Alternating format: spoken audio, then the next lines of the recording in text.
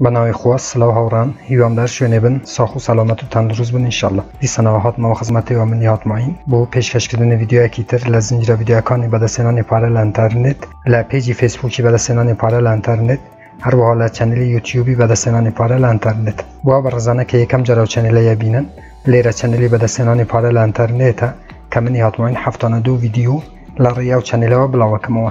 کاتو توانی به برانبر درو الکترونی کان و هر دلار امریکی به دست بهنی بو اوای تو هیچ یک ویدیو کانی دادو لدست ندی چنل کا سابسکرایب بک زنگوله تنشش چالک بک بو هر کاتی کم ویدیو یک آپلود تکم یا خود بلاو کمو یوتیوب لاره نوتیفیکیشن و تو یاددار کاتو و تو یکم کسبی که به ویدیو کان ببینید اما آخرین ویدیوی بشی سیام و تا بشی سیام تا دبید و پاش 4 روزیتر من دست به بشی 4م اکم ان شاء الله برزن ویدیو امروز اپیک موبایل که سبارت به نتورک کانه هر وقت آگادارن که نتورک کان من زیکی دا 12 ویدیوم درست کردوه که واتوانم به برانبر دراوی الکترونیک 24 ساعت جارک به دست بینن اماش بو اوی ویدیو که زودرش نکم و برزانم اچین سر اسواق موبایل که و ام اپاج به و اناسینم که واتوانن هر 24 ساعت جارک دراوی الکترونی به دست بینن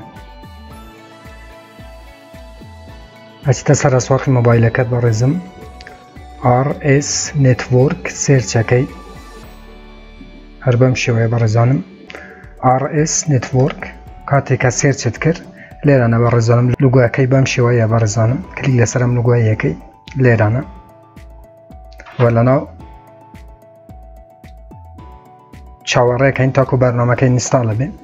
هر وقت وازان برزانم هاو شوی ام برنامه نگلک زوره لناو چنلا لینکی هموان لجیرم ویدیوی دانم لدیسکریپشن یوتیوب بو اوی ولا هموان باشاری بکن و دراوی الکترونی به برانبر به دست بهنن بو آگاداریشان عزیزانم من ام برنامه باب زنم رفرال کودی نیه یا خود همان کودی اینوید زور گرام لناو برنامه که نم دوزی و اگر و بدوز نوا زور باشه و لجیر ویدیو لکامنت کام بوم بنوسن بلان پیم وای ام برنامه یا خود هم اپا رفرال کودی نیه پیم وای ای و هر بم شویه بیت لناو گوگل کتان لناو اسواق موبایل کتان سرچ بکن و برنامه که لناو موبایل کتان اینستال بکن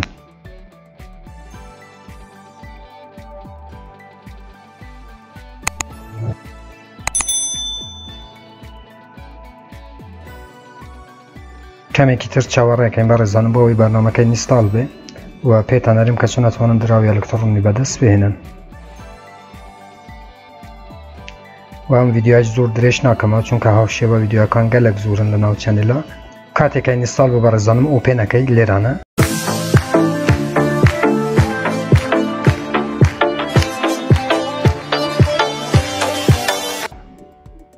برنامه که RS Network کار کردن با برنامه زور آسانه عزیزان برزم لیرانه تا توانی به فیسبوک نانوسیم بکی هر وها به جیمیل که باشتر ویا ایوه به جیمیل نانوسیم کن لیرانه کلیک لسر جیمیل یکی و فیسبوکیش نانوسیم که آسایه بلام جیمیل که باشتره ایوه به جیمیل نانوسیم کن و لیرانه جیمیل که دیتی برزانم او جیمیل که لجیر کنترولی خوته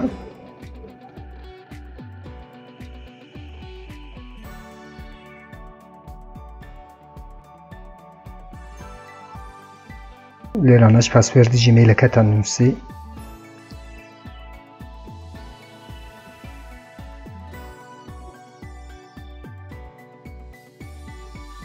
کلیک سر اکونه یکی هر وقت بینن کلکاتی نانوسین داده دانه ام دراوات ادته RC کوین ببورن RS کوینت ادته